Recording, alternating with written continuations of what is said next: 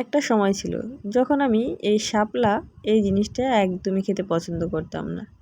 মানুষ কথায় বলে না, মানে গরু ঘরের কাছের ঘাস গরুতে খায় না, আসলেই এটা সত্য কথা। যে আমার বাবার বাড়ি যেহেতু গ্রামে, আর গ্রামে কিন্তু শাপলার অভাব নেই। মানে খালে, বিলে, পুকুরে তুমি যেখানেই যাবে সেখানেই শাপলা। আমাদের নিজেদের পুকুরেই অনেক শাপলা হয়, কিন্তু তখন আমি শাপলাটা একদমই খেতে পারতাম না।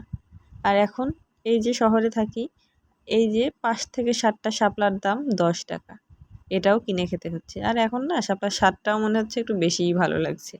আর আমার যে একটা বিচ্চু আছে, ও বাবা, তার তো দেখি শাপলা আমার থেকেও বেশি পছন্দ। তার জন্য হলেও আমাদের ঘরে শাপলাটা খুব ঘটা করেই খাওয়া হয়।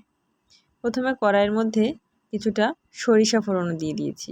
সরিষাটা দিয়ে একটা চামচ দিয়ে একটু ফাটিয়ে দিচ্ছি, না হলে সরিষাটা ছিটে সারা মুখে টুখে ভরে যাবে। আর আজকে আমি তোমাদের যেভাবে শাপলাটা রান্না করে দেখাচ্ছি, এটা কিন্তু আমার মায়ের হাতের রেসিপি। এভাবে একবার তোমরা বাড়িতে ট্রাই করে দেখতে পারো। সরিষাটা ভেঙে দেওয়ার পরে এর ভিতরে পেঁয়াজ, কাঁচা ঝাল কুচি মানে ফালি, আর দিয়ে দিচ্ছি স্বাদ মতো নুন, হলুদ দিয়ে ভালোভাবে নেড়ে চেড়ে মিশিয়ে নিচ্ছি।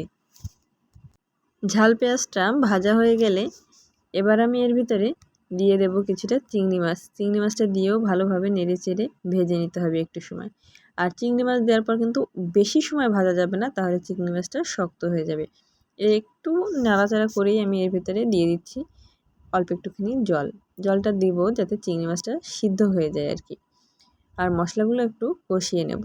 যতক্ষণ না তেলটা ছেড়ে দেয় আর জলটা শুকিয়ে যায়, ততক্ষণ অপেক্ষা করতে হবে।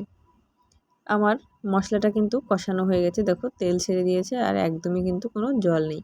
এবার আমি শাপলাগুলোকে একটু লম্বা লম্বা করে কেটে রেখেছিলাম, যেহেতু একটু হালকা ঝোল করব। তাই বলে না, সবজি কাটারও একটা ধরন আছে, ভাজির জন্য এক রকমের কাটা, ঝোলের জন্য এক রকমের কাটা। যেহেতু এটা দিয়ে ঝোল হবে, তাই একটু লম্বা লম্বা করেই কেটে নিয়েছি। এবার এটাকে ভালোভাবে নেড়ে চেড়ে মশলাপাতির সাথে মিশিয়ে নিচ্ছি। আর এটা কিন্তু ঢাকাও দিতে হবে না, এভাবে রেখে দিলেই শাপলাটা থেকে যে জলটা বের হবে, সেই জলেই শাপলাটা সিদ্ধ হয়ে যাবে। তারপরেও আমি একটুক্ষণের জন্য ঢাকা চাপা দিয়ে দিচ্ছি।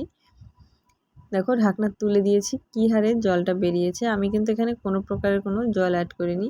শাপলার নিজস্ব যে জল, এটাতেই শাপলা সিদ্ধ হয়ে গেছে এবং ঝোলটাও হয়ে যাবে।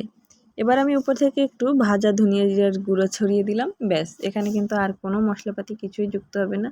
নেড়ে চেড়ে ঝোলটাকে একদম কমিয়ে নামিয়ে নেব। কারণ শাপলাটা যখন আমার রান্না হয়ে যাবে, তখনও কিন্তু রান্না করে রেখে দেওয়ার পরে এটা থেকে একটা জল ছেড়ে দেয় কেমন। অল্প ঝোল রাখলেও দেখবে কি তখন অনেকটা ঝোল গেছে। তাই আমি একদম মাখা মাখা করে নামিয়ে নিয়েছি, দেখো তারপরেও অনেকটা ঝোল কিন্তু দেখা যাচ্ছে। ব্যাস, তৈরি হয়ে গেল চিংড়ি দিয়ে মজাদার শাপলা।